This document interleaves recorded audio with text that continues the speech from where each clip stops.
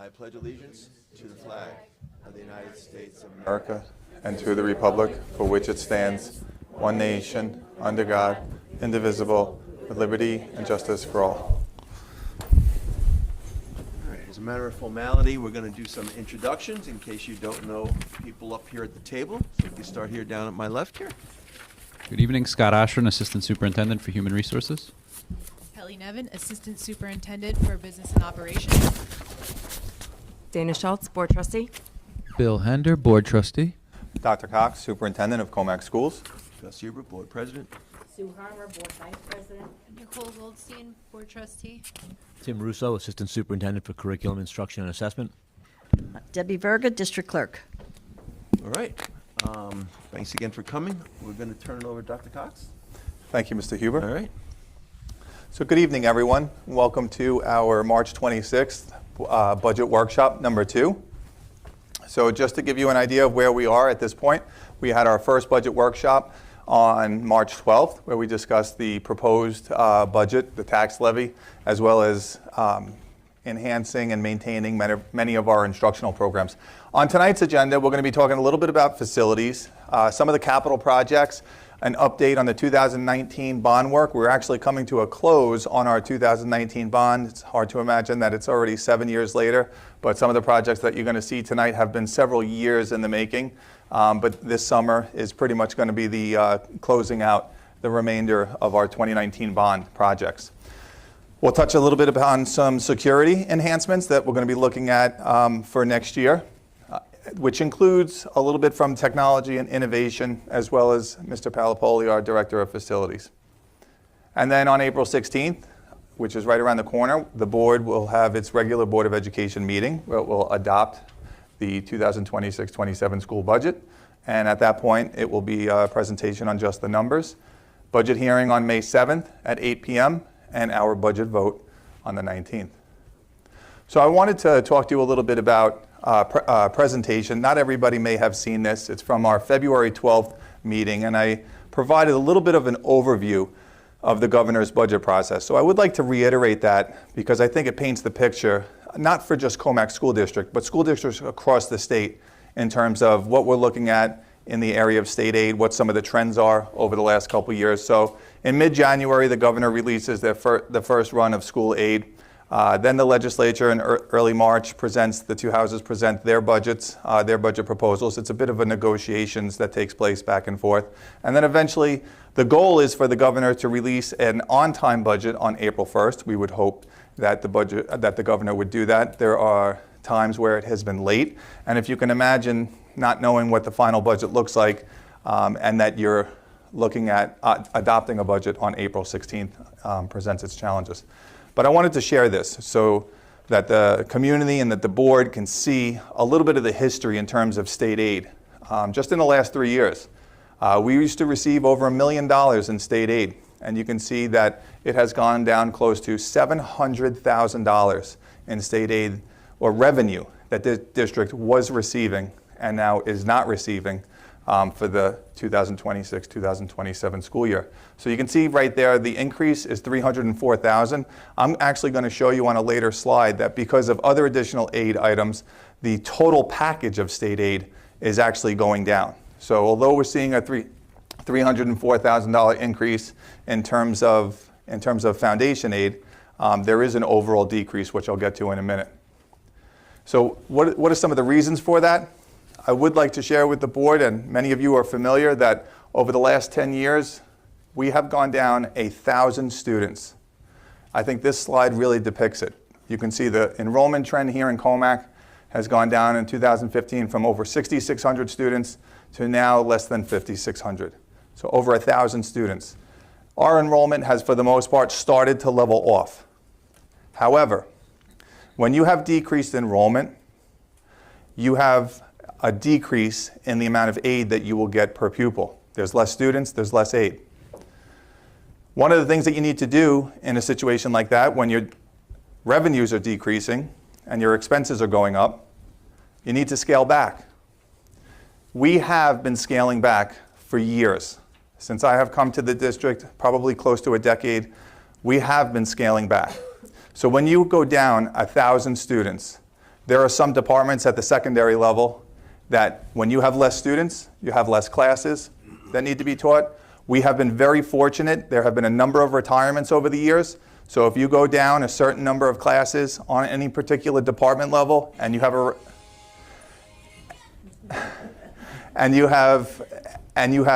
decreasing classes, then you have the ability through attrition to reduce staff, because you can keep the class sizes basically the same, but you can reduce those expenses. So that's what happens when enrollment goes down. You need to scale back. And yes, we are scaling back. I do want to share that when we build the budget for the 26-27 school year, this is not done haphazardly. It's not done overnight. This basically starts when we pass last year's budget. We begin immediately over the summer in August. We start to roll over the budget for the subsequent year, which is 26-27. The revenues are the revenues. Our expenses are going up. We needed to find ways to scale back. We looked at, over the years, there are departments, there are reductions that we have been able to make. We have been able to scale back. Next year, we're scaling back across the board in many different areas. We're scaling back here in the Hubs Administration Building. We're scaling back in areas. And one of the ways in which we approached this was with certain priorities in place. When we look to scale back, we look to make sure that not only do we prioritize our student outcomes and we protect class sizes, but we preserve secondary opportunities. I am sharing with you that every single service and program that we have in our district right now is in the 2026-27 budget. And that is my goal. I am absolutely committed to providing the services and programs for the children of this district. And when you have decreasing enrollment and you're getting decreases in revenue from the state, you have no choice but to look at areas to scale back. The areas that we look at are areas that have the least impact on our students and on our children and the programs and the services. And so that is the approach that we took. One of the things that we prioritize here is our elementary class sizes. This was in a previous presentation, but I wanted to share it with you. We are not scaling back a single elementary school teacher. We are committed to keeping our class sizes low. You can see the projected 26-27 school year that some of those class sizes are actually going down in the 3rd, 4th, and 5th grade. Now we monitor this. So between now and over the summer, we look at the new entrants that we get. And if we get to a point, you can see the do not exceed numbers that are on the left side of your screen underneath each grade level. You can see it's 23 at kindergarten, 25, 26, 27, 28, and 29. We have always committed to keeping them well below the do not exceed numbers.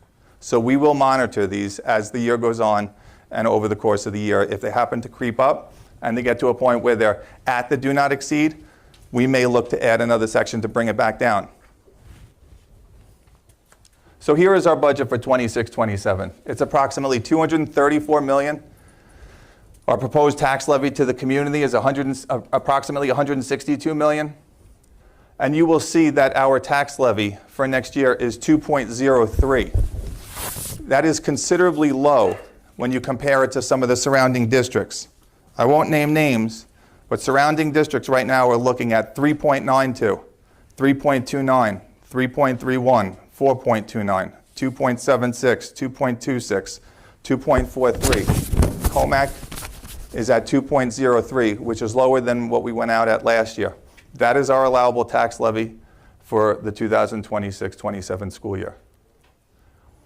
So here's what I shared earlier, a little bit about the revenues. You can see where it says the dollar change, in parentheses, you can see the decrease. So where the total package of state aid is approximately $51 million, we did receive a $300,000 increase in foundation aid, but there were other aid categories, whether it's transportation aid or building aid. So for example, if we were able to pay off debt, we're no longer getting aid on that, so that will decrease. So you'll see that some of these areas have decreased. This slide depicts our application of our proposed use of reserves and fund balance. Every year we propose a certain amount of money to balance the budget, to support the budget out of our reserves.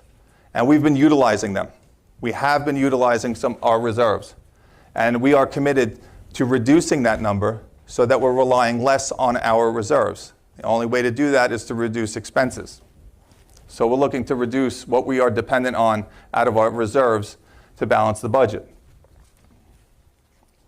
This shows just a three-part budget. You can see where the majority of the program, where the budget is living in program teaching and learning, followed by capital cost and operations, as well as administration. In this slide, you're going to see our proposed spending plan. So you'll see that there's an increase in the program teaching and learning. I know this was a question that came up at our last meeting. The primary result of the $4.5 million increase in program teaching and learning is contractual salaries, but one of the major cost drivers is special education is increasing. We have a number of families that are moving into the district with students with special needs, and we want to be able to provide those services for those children. So we're seeing increased costs in special education. We did scale back in the area of capital. We paid off some debt. We also scaled back on our capital budget. You're going to see in tonight's presentation, because it's facilities, that there are a number of projects that are going to be presented. And I hate to steal Mr. Palapoli's thunder, but whether it's the School of Medicine, whether it's playgrounds that are intermediate, those projects, those capital projects, are aidable. We receive 64 cents on every dollar that we spend on a capital project. So if it's $1 million project, we're getting $640,000 back in aid for a one-time cost. It allows us to improve our infrastructure. We have roofs on some of our buildings that are 60 years old. Some of them are going to need to be replaced.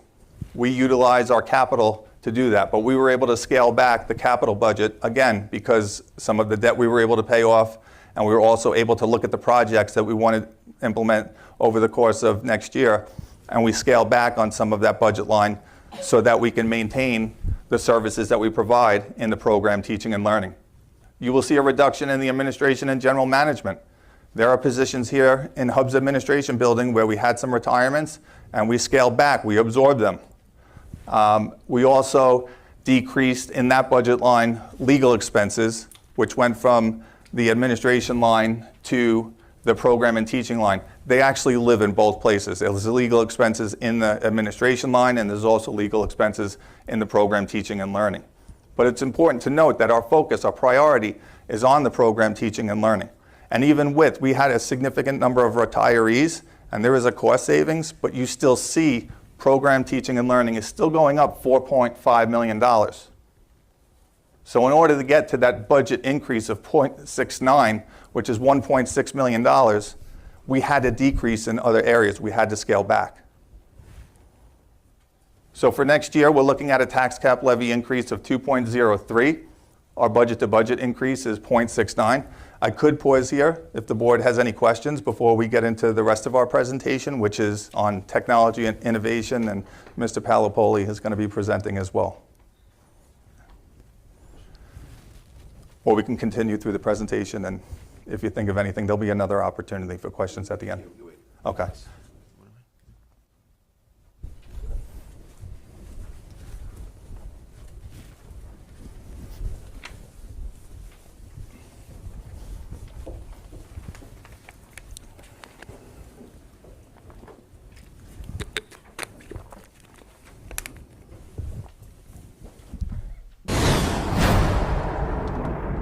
Good evening, everyone. It is a pleasure to be here tonight in order to present some technology and innovation highlights in regard to the 26-27 budget. Hi, Elise. Digit, I'm here to talk about the robots and Discovery Dens. Oh, Digit, we talked about the robots last time, and isn't it past your bedtime?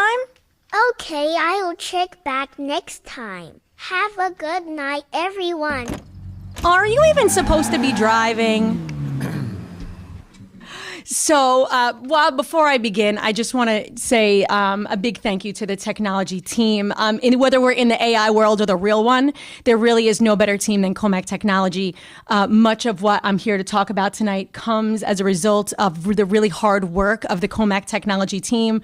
What you see here pictured is really the IT staff, our data office, Dr. Inforna, who I could not do this without, but there are library media specialists, technology TAs, there are a lot of people on staff that make this dream happen for us. So while I get to be here speaking about it, I really do have to thank that team.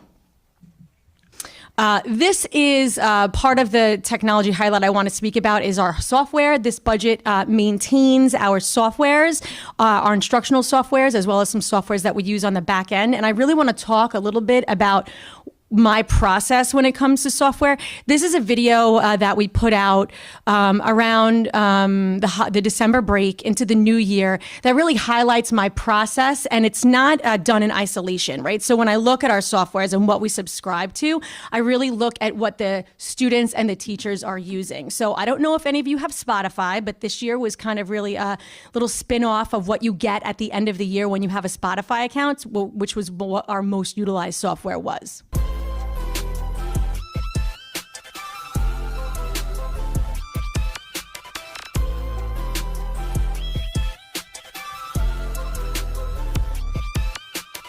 That is a pretty impressive number if you ask me. I also found it interesting that Clever ranked themselves as number one. However, there are some amazing other top 10 software usages there. And our investment in Parent Square has paid us back tenfold because we are using Parent Square. Not only is the district using it, but there were 185,000 direct messages sent in Parent Square, and that just highlights how much our teachers are really using it to communicate, our coaches with our teams. I think it has really enhanced the communication in Commack. Canva has also been a huge hit. What I love most about Canva is that it is free for education. So we do not pay for Canva. Book Creator has also been a huge hit. Sawmill was very excited. I got a lot of emails about this one, that they had the most books created.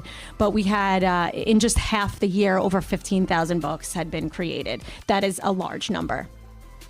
So as you can see, I don't just purchase software or put software into the budget. I take a lot of time and care in seeing what people are using. When we take requests, we really look at the why. If a teacher requests a software or wants to use something with students, I take a look at what we might already have that we can leverage. And as we get requests in, if there's a software that does not have that level of usage, I try to sunset the use of that software to bring another one in. So just so you know, much of what's gone into this budget, it does go with a lot of thought from not just myself, but from the whole curriculum team.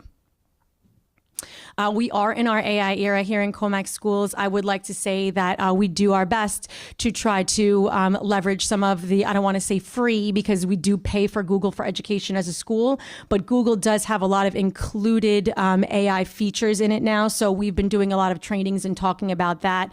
I will say that Brisk is our student-facing AI software. That is the only one that we buy. I work very hard to work smarter, not harder. I don't think you need everything. I think you need to be fully invested in what you do have. And you can see that our usage has increased 408% since the 24-25 school year. So Brisk is our most widely used kind of student-facing software teachers can create. It does, if you could even actually look in the lower corner there, that little bee is hovering over the presentation because Brisk works where you do, which means that it's an ease of use for teachers because they can utilize it on websites, on PowerPoint in Google, anywhere that they have it.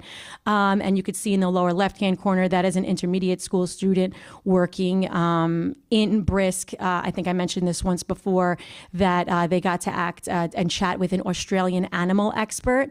And we were really impressed by the output that it had. And they were actually checking their own facts on the research that they had already done. So this is a very exciting time. It has been a real pleasure to continue to work with all of the building principals and all of our directors on how we are very thoughtfully and intentionally including AI literacy in our curriculum.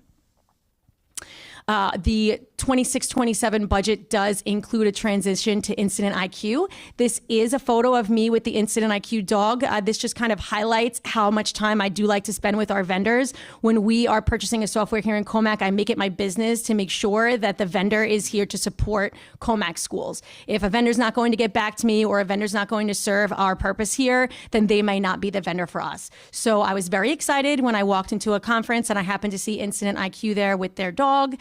But the idea of transitioning to Incident IQ is that it comes at a lower price point and it has a greater impact. Incident IQ does come with an app that both teachers and the IT team will be able to utilize. Right now, the teaching staff can only put in an IT ticket when they are on site, which, as all of us know, as a former teacher myself, you are doing work at home, you're doing work on the weekend, and it can be kind of annoying, I would think, for a teacher to not be able to say, well, I'm having this issue and I want to put the ticket in now. That is a thing of the past, as well as the IT team will be able to check their tickets before they go in the morning, and if they know that they need to start at BOE, they'll be able to do that. So we are very excited about this transition. This will be kind of all-encompassing. It will cover our Chromebook inventory. It's a one-stop shop for everything that we do here, and we're looking forward to that transition as well. We are going to be continuing on with our asynchronous professional development. This is such a wonderful addition. I don't take complete credit for this. I'm very thankful for the curriculum team that has helped support that. We do have an online technology catalog in Frontline. All of our softwares come with certifications along with them. The teachers can, I like to call it PD in your PJs. How many of us, we're on the soccer field with our kids, we're doing something on a Saturday morning. This gives teachers and TAs the ability to get their professional development on a day and time that works for them, as well as the district benefits from that in getting teachers that are certified in all these areas. I think one of my happiest moments is when I get an email from a teacher and they love to put their little badges in their signature line. I'm very proud of the teaching staff for the growth that they have kind of gone over in the last few years when it comes to technology professional development, and I'm very happy that we're able to offer this to them, and it is at no cost to the district. All of these softwares are partnerships that I speak with each one of these vendors and make sure I vet each of these programs. I take them myself to make sure that they are apropos for our district, and I'm very proud of this. Finally, I just want to talk a little bit about our infrastructure. This budget maintains our infrastructure, all of our cybersecurity support. Again, I speak a little bit about this publicly, mostly that that we have proactive data protection, we have endpoint detection, we are doing our due diligence and making sure that we have full visibility into our digital footprint.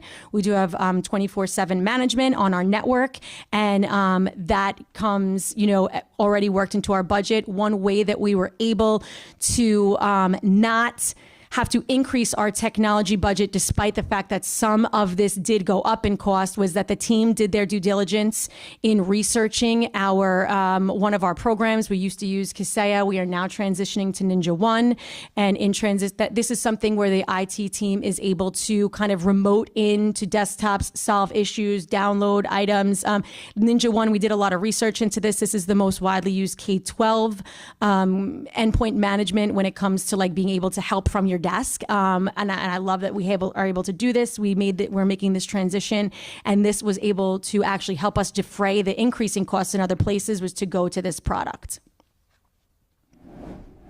And I'm happy to turn it over to Mr. Palapoli. All right, thank you, Ms. Poli. I'm always a hard presenter to follow. I'll do my best as always. So thank you all again for having me this evening. Thank you, Dr. Cox, board members here. Without your support, as always, I couldn't do what I do, and we truly appreciate the facility. So thank you so much for your support, as always. So again, as Dr. Cox touched on earlier, we're at the tail end of our 2019 bond projects. I want to review some of those things with you this evening. The main focus of a lot of those things was infrastructure, curriculum spaces, ADA bathrooms, roofs, boilers, science labs. That's an auditorium at Sawmill.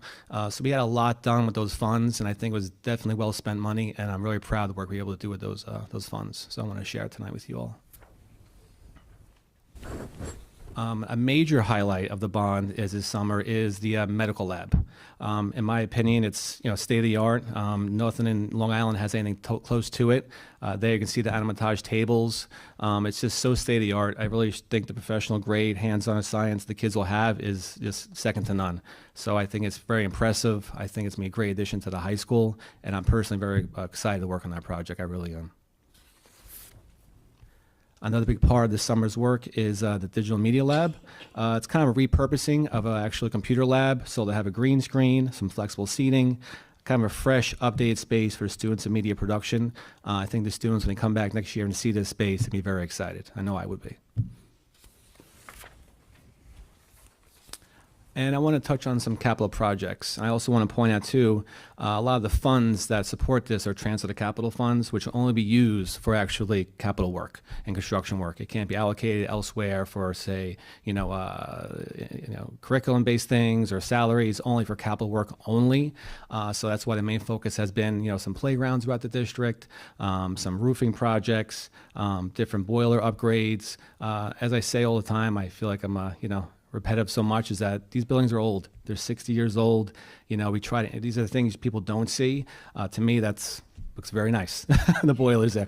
But some people might say, what is that, Frank? Well, that's going to keep our building heat for 6 months, So I'm excited about that. But again, the strategy was always to, invest in infrastructure, first approach, roofs, boilers, and heating. I truly, work with Dr. Cox on a balanced approach to all of this, making sure the bones of the buildings are always ready to go, and which is our focus the last couple of years together. Another major highlight for the community is the stadium lighting. I think it's a win-win for everybody, huge benefit for the athletes and the entire Commack community. I think it's going to be an amazing project that's going to start this summer, and we're excited for the night games. I think we're ready to go. Another very excited project of mine that we're doing with the community here is the intermediate playgrounds. One big thing about these, after looking at them, that they're fine, they're in good shape, but they've been used. They've been around for a couple of years, and when we decide to kind of redesign them, we want to make a focus on kind of like all-inclusive playgrounds. ADA accessibility, as you can see there's a ramp for students to go on with different disabilities so they can utilize the space like everybody else. There's also a sitting area in the right corner there with tables. So I'm envisioning maybe if there's not recess going on, maybe outdoor classroom space for different kind of experiments, some meeting space for people, even in the weekends, a communal space for the community members. So I think it's going to be a great place for these both buildings, Burr and Sawmill, and I'm excited to get those going for sure. And I always like to show, again, things before and after. So on the left there, you can see an old pump that, I'll be honest with you, it's original to the building, about 60 years old, as Dr. Cox said. You see all the fraying of an old bearing and pump, bearing and a coupling there. And the right side, those are brand new pumps over at the middle school. So it just goes to show, where we're going with things, reinvesting not only in curriculum spaces, but also infrastructure too. Again, in bottom right there is an old boiler at the middle school. There's a welder in there. I spent countless of dollars replacing these boilers, fixing them. That's why I've definitely worked with Dr. Cox and trying to replace these boilers, so it's more of a peace of mind for all of us during the colder months, for sure. And these are some plans for capital work this summer. Some courtyard work, that's Rolling Hills. We really want to enhance that space, maybe put some turf in there, make it more accessible throughout the whole year for students and staff. A big thing too is tennis courts throughout the district. They're aging. So we plan to really kind of skim coat those, crack fill everything, repaint all the courts at the high school, middle school, in addition to the 9/11 Memorial. This year, as we all know, unfortunately, it's the 25th anniversary of it, so I really want that place to look good for that ceremony, Mrs. Verga. So we'll work on putting a turf there for you. And also ADA bathrooms throughout the district. We're going to update some of those ADA bathrooms. They're aging, so we're trying to kind of complement that with the other work we're doing throughout the district. This is some flat work. These winters have been hard lately. They're beating up our parking lots, so we're going to start replacing the asphalt, some of the curbing, sidewalks. And again, it's really a balance we always try to do, between infrastructure, curriculum spaces, classroom work, and it's a real balance we're working on, but I think we're trying to do a really good job of doing that. And a big thing I want to point out too is, it's really trying to maximize, like as Dr. Cox said, dollar for dollar. Anything we do, capital work, if we can attach it to state aid, we'll get 64% of every dollar we spend. And that's huge for us. And in return, that's really good compared to other districts. It really is. And of course, I have to highlight my crew. In my opinion, they are the best in Long Island. They go above and beyond every single day. I remember this day vividly. These guys were out there in 10-degree weather trying to clear blockage in the snow. They just go above and beyond, whether it's, my facilities team, security. That was a water main break at Wood Park. That happened at 11 o'clock at night. We made sure we got the water back on for the Monday morning before school. So again, it just goes to show, I just want to thank them publicly and personally always for the work they do. Without them, I couldn't do what I do. So I really appreciate them. And here are some projects in-house this summer. Some ceiling replacement work in Sawmill Cafeteria. It's just been nagging and fading for a while, some updated lighting. This is, again, all in-house projects. And as Dr. Cox said, any way we can kind of offset going out to vendors, we try to do it in-house. So a huge savings doing that internally. The Burr faculty room needs to be refurbished. We're going to do that in-house, new cabinetry, some seating, painting, some classroom floors and space improvements. That's something we always try to do every year. Furniture upgrades. We have such amazing carpenters. We actually build the furniture ourselves. I mean, the desk we're at right now, we built that in-house. So it's been pretty impressive what these guys can do. And with that, I'll go over to my partner here. So much of the work that facilities and technology do is together. While part of my job does require a lot of front end instructional work that I do in the classrooms with the teachers and with the administrators, a lot of the work that I also do is in partnership with Mr. Palapoli and the facilities department, and we really take pride in supporting every student every day, even if it is from the background, right? So a lot of the work that we do together is in the area of security. So you'll see part of my team. They are replacing cameras. We are continuing to upgrade additional cameras. The team has been doing a lot of work in training on cameras and upgrading in-house and doing all those types of things so that we do not have to outsource. And that has been a lot of work that Frank and I, or Mr. Palapoli and I, have been doing together. Yeah, I talked to Dr. Cox earlier this year about actually creating a true person trap at the middle school. Currently, right now, we do have a vestibule there, but after you get to come into the building, they actually have to go through another checkpoint. So I want to create a true person trap where actually they can be vetted before they come to the building. They come into the person trap, security's there, speaks with them, goes to the Raptor system, and then they enter the building. So it's just something we want to do. Every building now will have a complete either transaction window or person trap like this throughout the district. So it's something we work on this summer. Yeah, and I will just have to highlight again the level of communication that has to happen between both of our departments to make sure that this is operating seamlessly on a daily basis. I don't think there's a day that we don't speak about it because we take a lot of pride and care in making sure that this is fully operational, and we take it very seriously. One of my favorite things to talk about is our partnership in renovating computer labs specifically. So I think a lot of times when you hear about innovation, you think about shiny objects, right? And that's not actually what I do in that area. What I do is try to look at spaces and places and items and ways to kind of take what we already have and make it more user-friendly, make it better, improve it for student learning. And I enjoy designing these spaces with Mr. Palapoli. Him and his team do a beautiful job of doing this in-house. But what you see here is a computer lab in Sawmill that we would have otherwise had to replace all of these computers. And that comes at a really high cost. But together, Mr. Palapoli and I work to say, what could this space look like? And we speak with the principals, so Ms. Tancredi had a hand, and the three of us were able to collaborate and say, what could this space look like? And it is innovation at its finest because we were able to do this in-house at a low price point with an absolute money savings because that room now only has a few PCs on it, as it is important that our students learn what is a mouse, what is a tower, what are these. They need to be able to use a PC, but they don't need to be on it all the time, right? So it's a flexible learning space. They're doing all different types of stations activities in that room. Teachers will be able to utilize that room going into next year. Right now, we did this work and we will continue to work on this space and spaces like that.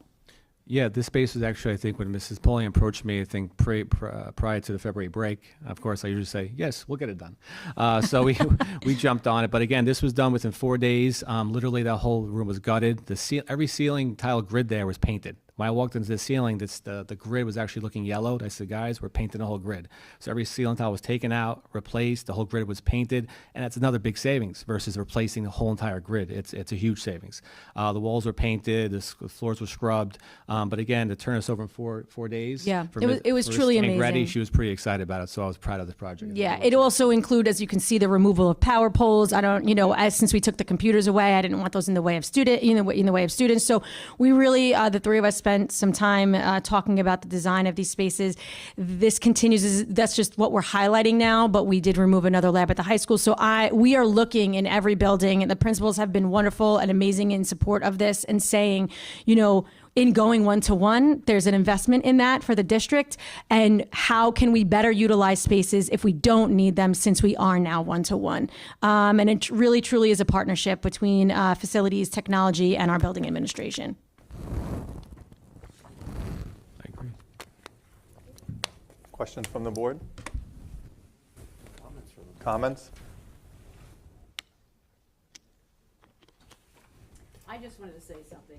This past Monday, everyone sitting at this table went to the Scope Award ceremony at Building Bodies, where we celebrated Elise, who won the Scope Administrative Service Award, and I just wanted to say we're very proud. Thank you so much.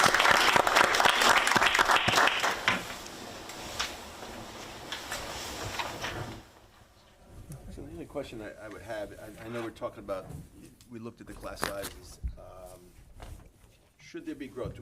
The contingency staffing that you put into a budget, is there a certain number or a certain, should you need to add an FTE or partial FTE? Like, Yeah, we look at the, historically, what the new entrants are coming in. This year, we saw an increase in the number of students enrolling in kindergarten. So we had to make sure that we maintain those sections there.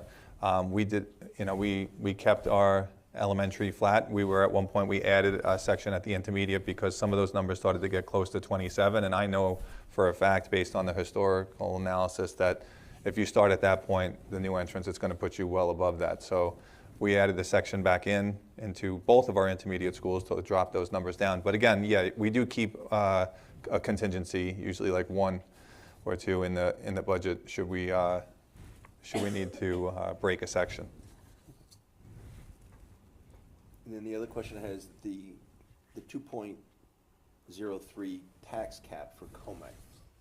Why is ours so much lower than neighboring districts? And then to any other question that might be out there, like we could go higher, the response to that would be what? Sure, that's a great question. So when you put your numbers into the tax cap formula, it is a very thorough formula. You put in last year's numbers, and then at some point, and I'm abbreviating this, and Mrs. Nevin would agree I'm abbreviating this, but about halfway through, everybody hears about this 2% cap, 2% cap. So when you get to a certain point, you apply that 2% cap, and that's your new starting point. Then you add in your additional numbers, what you're looking at in terms of debt service and aid and things of that nature, building aid for the following school year, and it tells you what your allowable tax levy is. So the allowable tax levy for Commack is 2.03. If you would go above that, and I'm sure you've heard and read in some of the papers, if school districts are looking to pierce the cap, that would be going above your allowable tax levy. So anything above 2.03 would be considered piercing the cap. To pass that, you'd need a 60%. And to pass that, you would need a 60% of your community voting yes. Okay. Questions, comments? All right. Oh, sorry. Questions from Mr. Palapoli. Mr. Palapoli, you know that the lights are near and dear to me, and since 1997, I think. But you know, I heard that this rumor out on the fields this past weekend that perhaps the lights won't be ready because the electric companies it's very difficult to get transformers or different equipment for them. Can you please dispel that rumor for me? Yeah, I'm not aware of that nasty rumor. That's great. We're actually kind of self-sustained with our electric right now. We're not bringing in any additional transformers, so we actually have the power for it. We already looked into that, so we should be fine. That's perfect. Thank you. I appreciate that. You got it. That can be done over the summer? Yes, it will, yeah. Complete for the fall? That's the plan, yes. Questions? And just the new floors that you're doing, are you doing those same new floors that you were doing in like the middle school? The LVT flooring, yes. The wood planking flooring, that's the plan. I'm trying to create that theme throughout the district and all the classrooms, so that's the plan, yeah, absolutely. It does. It transforms yeah, I agree. So just a comment, and to you and to your staff, to the teaching staff, facility staff, tech staff. Based upon last presentation we did and then some of the highlights this year, we do a lot of great things in Commack, and I think that is a credit to all of you in the field. The talents of the teachers in reimagining, instructional options for people, the facilities in which the kids are in every day and the teachers work in every day and that we drive by every day. It's a credit because it's not easy putting the budget together, having been through it myself a lot of times. But it does require a cooperative effort with everybody in the field, entertaining feedback, reimagining what you did, because it's not just a rollover from the previous year because of different changes in state aid and other expectations and mandates, et cetera, tech needs. So I just wanted to thank you guys for the effort and the diligence you put into it. It's impressive. It really is impressive that we can offer this as a manageable percentage to the community and still sustain all of the things that we're offering right now. So thank you. It's a lot of effort. I know that's a lot of time. So thank you. Thank you, Mr. Huber. I am so proud to be here in Commack. I had the opportunity to attend a unified bowling match the other day, and when I was growing up, I didn't know what a superintendent was, and to walk into the unified bowling match and have one of my little buddies, Tyler, scream out, "That's my superintendent!" and a couple of the others ran up and gave me huge hugs. It's the most rewarding profession to be in, whether administrator and seeing the impact, or being able to walk around the hallways and see the impact that our staff have on changing students' lives every day. I had a parent come up to me at that unified bowling match and said that they had one student who graduated from the high school who was an IB diploma candidate who enrolled in the most rigorous program that Commack High School has to offer. And then they said they have another student at the other end of the spectrum who is of special needs and is so proud to be a resident of Commack because that family felt that, and their words, that there's something for everybody in Commack. And that, is the approach that we take each year when we put the budget together, that we want to maintain all of those services, all of those programs for our students. These spaces that you see that we're developing at the high school are changing children's lives. You heard from our students in the last board meeting. They were talking about learning through failure. The fine arts and the engineering program do not have real life spaces, and you can see just by shifting the language and creating, branding in schools of study at the high school, it's changing children's lives. The programs of bringing in professionals for free to speak to the students in their careers is changing lives. The attendance has gotten better at the high school. Behavioral incidents have gone down at the high school. When students feel connected to school, they want to come to school, they want to be in school, they find meaning in their learning. And to see that each and every day when I'm walking through the hallways of every single one of our buildings makes me so proud. And it is challenging. It is very challenging to put together a budget year to year when you see decreasing in revenues and you say increases in your expenses. And we have to be creative, and we have to, move with the times. And there are other districts along Long Island, some of my colleagues that are in very, very difficult situations. And I'm so proud to be up here to be able to present a budget to the board that not only encompasses maintaining and in some cases enhancing our programs, but also being able to update our facilities to make sure that, as Mr. Poli said, as much as we're trying to forget this last winter, although they're calling for snow on Saturday, we want to keep our heat state-of-the-art and current. So I appreciate all those additions that you've been making. And I know that was long-winded, but that's my thank you to the board and to Mr. Huber and to the staff and community here in Commack. We can. If there's anybody in the seating out there that wants to approach and have a question or a concern or ask us to look at things differently or reconsider things, feel free. If not tonight publicly, at least you can send the board a message, email us, contact superintendent's office. It's not finalized yet. It's still work in progress. So I'm sure we don't have every idea down pat, but if there's feedback that you could give, it's definitely appreciated and definitely listened to. So anybody want to choose to speak tonight?